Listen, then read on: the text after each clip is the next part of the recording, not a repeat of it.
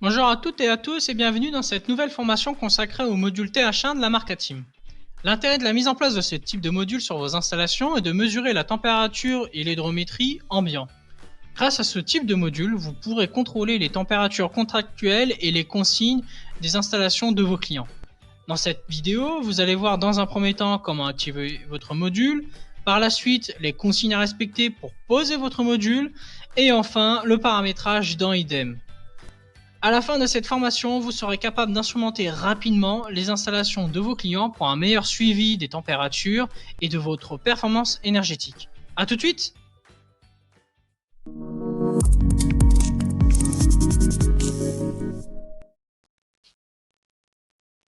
Pour activer et mettre sous tension le produit ATIM TH1, il suffit d'enlever la languette en plastique qui dépasse du boîtier. Elle se trouve en bas à droite. Donc, on enlève la languette et voilà. Votre module va enregistrer chaque heure la température et l'hydrométrie de votre pièce et va émettre sur le réseau bas débit que vous avez commandé. L'information importante à retenir sur le module est l'ID, l'identifiant unique. Il se trouve sur le rectangle blanc derrière le module. Attention, pour les modules avec des puces LoRa, il faut prendre aussi le numéro qui se trouve à gauche pour créer l'ID. Voilà, vous avez activé votre module.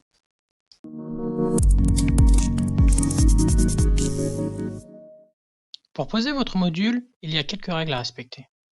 La première de ces règles, c'est de poser votre module sur un mur d'intérieur et mettre votre module droit. Pour savoir si votre module est droit, il suffit de se référencer au sens de l'étiquette au dos du module. Par la suite, il faut que votre module soit placé à une hauteur d'1,50 m à 2 m et éviter les plaques métalliques à une distance d'1 mètre. Il faut aussi que votre module ne soit pas au-dessus d'un appareil de chauffage et de même sous un aérateur. Enfin, il faut prévoir un emplacement à l'abri des rayons du soleil et des courants d'air afin d'éviter les perturbations sur les mesures du module. Pour fixer votre module sur un mur, vous pouvez le fixer à l'aide des trous de fixation disponibles à l'arrière du boîtier.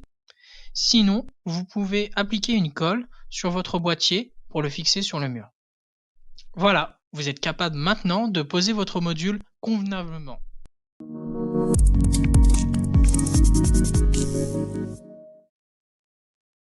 Dans cette dernière partie de la vidéo, nous allons apprendre comment paramétrer son module TH1 ATIM sur IDEM afin d'apercevoir les données de notre module.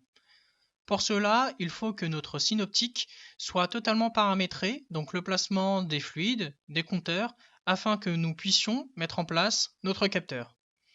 Pour débuter notre installation, nous allons simplement cliquer sur le petit logo plus qui se trouve en bas à droite, donc comme ceci, ajouter un capteur et choisir facteur d'influence vu que notre module est un module de mesure. Par la suite, nous allons noter donc le numéro du capteur, donc notre fameux ID identifiant unique. Donc pour les réseaux Sigfox, il faut écrire les lettres en majuscules. Donc pour ma part, je vais écrire le numéro de mon capteur qui est en Sigfox. Et pour les modules qui sont en LoRa, il faut noter les lettres en minuscules. Par la suite, nous allons sélectionner le canal que nous souhaitons voir. Donc pour ma part, c'est la température. Donc je vais écrire le canal temp. Si je souhaite consulter l'hydrométrie, je choisirai en HUM.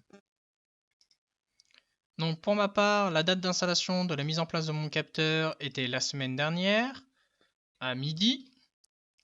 Je vais préciser donc l'adresse de pose de mon capteur afin de retrouver celui-ci dans quelques années. Donc,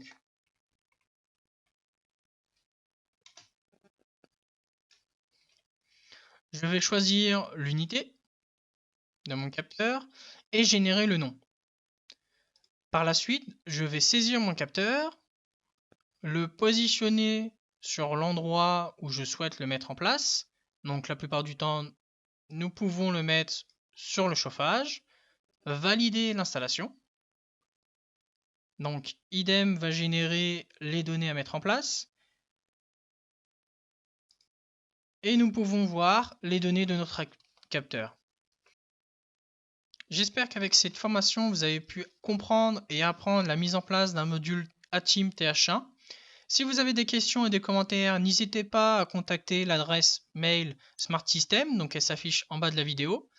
Et j'espère vous dire à bientôt pour des installations connectées.